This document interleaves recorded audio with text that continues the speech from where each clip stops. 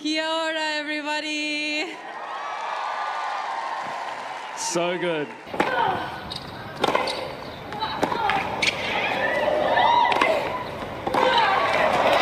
Oh, the crowd celebrating too early. It's the shot of the match. It could be the shot of the tournament. Kagulat World. Si Alex Ala, ang ating Pinay tennis queen at 4th seed ng ASB Classic, muling sumabog sa court matapos magpakawala ng isang walang-awang performance kontra kay Petra Marchenko. Isang 6-0, 6-2 demolition sa round of 16, straight sets win na tinapos sa loob lang ng mahigit isang oras. Unang set, total bagel sa loob ng 22 minutes. Grabe ang ipinakitang tennis ni Alex. Ultra-aggressive returns, lefty forehands na literal na sumisira ng serve at lightning-quick footwork na hindi nagbigay ng kahit anong pahinga sa kalaban. Walang rhythm, walang space, walang sagot si Marchenko. Second set, tuloy-tuloy pa rin ang bangis. Mas kontrolado, mas matalino at mas focused ang laro ni Alex. Kahit makulimlim ang panahon at may hangin sa court, hindi siya natinag. Sa edad na 20, ipinakita ng Filipina na ito kung ano ang ibig sabihin ng class apart, tuluyang in-out class ang world number 82 mula Croatia mula umpisa hanggang dulo. Mula heartbreak tungo sa pag-asa, mula pagkatalo papunta sa legacy, mas lalong umiinit ang comeback story ni Alex. Matapos ang epic 3-set win laban kay Donna Vekic at ang doubles upset kontra kay Venus Williams. Ito na ang malinaw na mensahe. Mula sa injuries at solo struggles ng 2025, dumiretso tayo sa walang prenong momentum ng 2026. Kitang-kita ang preparasyon, yung mental toughness na hinubog sa Eastbourne, ang tapang sa loob ng baseline at ang kakayahang gawing winners ang bawat opening. Online sumabog ang reaksyon ng fans. Puro awe at pride, pinupuri ang intensity niya, kung gaano niya pinadaling tingnan ang laban, at kung gaano siya ka-ruthless ngayon. Halo-halong emosyon ang bumaha, kilig sa one-sided domination, saya sa panonood ng peak form, at yung pakiramdam na never count her out, na lalong nagpapalakas ng paniniwala ng buong bansa. Tuloy ang ingay. Alerto na ang WTA circuit. Ika-4 na career quarterfinal na ito ni Alex, 2-0 start sa 2026, unang Auckland QF, at malinaw ang direksyon papunta sa mas malalim na run, susunod laban sa mananalo sa Linette versus Cochereto. Tinatawag ng media ang performance bilang intense, laser-focused, at halos perpekto sa lahat ng aspeto.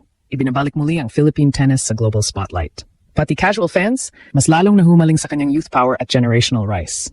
Home is the people, not the place. Muli, naging parang Pinoy territory ang Auckland. Dagat ng watawat ng Pilipinas, malalakas na sigawan at solid na community support. Online, tuloy ang pagbuhos ng pagbati, hype para sa quarterfinals at syempre, bukas na naman ang bakery, bagel is real. Mula sa lows ng 2025 hanggang sa apoy ng 2026, mas lalong nagrarally ang buong bansa sa paniniwalang may binubuong legacy si Alex. Pero ang tanong ngayon, kaya bang ituloy ang dominasyon sa quarters? Boom!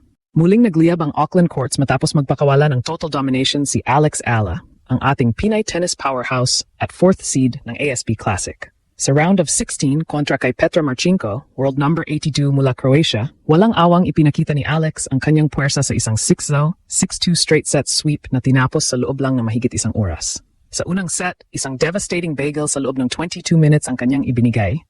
I feel amazing. I'm so happy with how I was able to compete and handle the different situations on court. It's never easy to play Petra.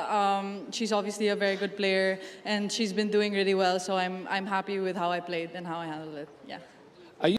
I think every start of the year comes differently. New year, new story, and that goes for everybody, I think. And I'm happy with how I'm starting. Comfortable is a stretch. It's it's difficult. Everybody, especially at this level, gives you certain challenges. But I'm happy again with how I played. Ultra-aggressive returns, lefty forehands na literal na sumasabog sa bawat serve at mabilis na footwork na hindi nagbigay ng kahit anong pahinga. Sa second set, hindi bumaba ang intensity, nanatiling matalino, kontrolado at ruthless ang execution niya kahit makulimlim ang panahon at may hangin sa court. Sa edad na 20, malinaw na class apart si Alex, tuluyang in-outclass ang kalaban mula unang punto hanggang sa huling bola. Ang crowd sa Auckland ay muling naging bahagi ng kwento. Ginawang parang Pinoy home turf ang arena sa lakas ng sigawan at dagat ng watawat ng Pilipinas. Ramdam ang presensya ng mga Pinoy abroad na punong-puno ng suporta na ginawang parang pambansang pahayag ang bawat winner ni Alex. Online sumabog ang reaksyon ng fans. Marami ang nagsabing perpektong simula ng araw ang panalo, namangha sa kung gaano niya pinadaling tingnan ang laro at punong-puno ng pride sa nakikitang peak form at intensity niya sa umpisa pa lang ng 2026. Halo-halong emosyon ang umapaw. Kilik sa one-sided brilliance, tuwa sa gutom, at determinasyon niya sa court at yung never count her out na espiritu na lalo pang nagpapatibay sa paniniwala ng lahat. Mula heartbreak tungo sa pag-asa, mula pagkatalo papunta sa legacy, lalong umiigting ang comeback saga ni Alex Ayala. Matapos ang epic 3-set rally laban kay Donna Vekic at ang malaking double stunner kontra kina Venus Williams at Elina Svitolina, ito na ang tunay na statement match. Ang mga pinagdaanan niya noong 2025. Injuries, ranking pressure, at ang bigat ng pagiging nag-iisang flag bearer ay ginamit niyang gasolina. Kita ang improved mental toughness mula sa Eastbourne Prep, ang composure sa mahihirap na kondisyon, at ang agresibong baseline play na nagpapakita ng maturity na lampas sa kanyang edad. Mula sa mabibigat na lows patungo sa explosive 2-0 start ng 2026, pinatutunayan ni Alex na kapag pinagsama ang resilience at matalinong tennis, champions ang resulta. Ramdam ng fans ang raw power ng moment. Gulat sa kung paano siya nanatiling locked in, paghanga sa bilis ng kanyang adjustments, at purong pride sa youth versus rising stars na drama na mas lalo pang humihila ng casual fans papasok sa tennis. Patuloy ang pag-ugong sa global stage habang naka-alerto na ang WTA sa ginagawang pag-akyat ni Alex. Ito na ang kanyang ika-4 na career quarterfinal, una sa Auckland, at malinaw ang momentum patungo sa mas malalim na run habang hinihintay ang susunod na laban kontra sa mananalo sa Linette kontra Cochereto. Pinupuri ng media ang kanyang intense, laser-focused at halos perpektong performance sa lahat ng aspeto. Muling inilalagay ang Philippine tennis sa international spotlight habang ipinapakita ni Alex Ayala ang isang ruthless mood na mahirap pigilan. Ang tennis world ay lalong nagugulat sa ipinapakitang antas ni Alex Ayala sa Auckland. Ang kanyang straight sets sweep na 6-6-2 laban kay Petra Marchenko ay tinawag ng international media na intense, focused at excellent sa bawat aspeto. Viral sa iba't ibang platforms ang clips ng kanyang first set bagel na tinapos sa loob lamang ng 22 minutes, kung saan makikita ang ultra-aggressive play, mabilis na galaw at lefty forehands na parang sumasabog sa bawat palo. Dahil dito, malinaw na naka-alerto na ang WTA lalo't ito na ang ika-4 na quarterfinal appearance ni Alex sa kanyang career, una sa Auckland, at may malinis na 2-0 record na siya agad para sa 2026.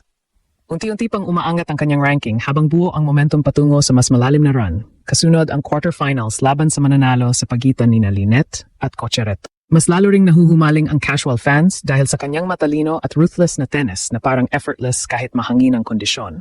Sa international reactions, nangingibabaw ang paghanga kung paano siya nanatiling locked in mula simula hanggang dulo.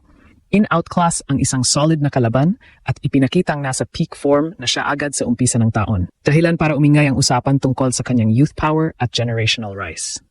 Sa panig ng Pinoy Pride, parang buong Pilipinas ang sabay-sabay na nagdiwang. Makikita online ang parehong mensahe ng kasiyahan na para bang perpektong simula ng araw ang isang panalo ni Alex Ayala. Sa Auckland, patuloy ang dagat ng watawat at malalakas na sigawan, muling ginagawang home court ang venue para sa ating pambato. Ang komunidad ng mga Pilipino ay solidong nakaalalay, nagre-repost ng highlights at walang sawang nagbibigay ng pagbati habang papasok siya sa quarterfinals. Umapaw ang emosyon, tuwa sa isang clinical at dominanteng panalo, saya sa makitang nasa ruthless mood si Alex, at pride sa kung paano niya muling ginawang exciting at kapanapanabik ang tennis para sa marami. Kahit ang mga fans na dati kinakabahan sa mas dikit na laban ay nakahinga ng maluwag, pinupuri ang kanyang composure sa hangin at ang bilis ng kanyang paa sa court. Mula sa mabibigat na laban noong 2025 hanggang sa apoy na ipinapakita niya ngayong 2026, mas lalong nagkakaisa ang bansa sa paniniwala sa kanyang binubuong legacy.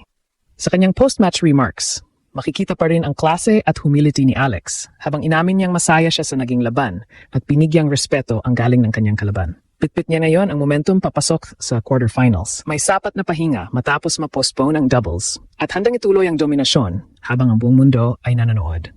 Ngunit ang pinakamalakas na suporta ay patuloy na nagmumula sa Pilipinas.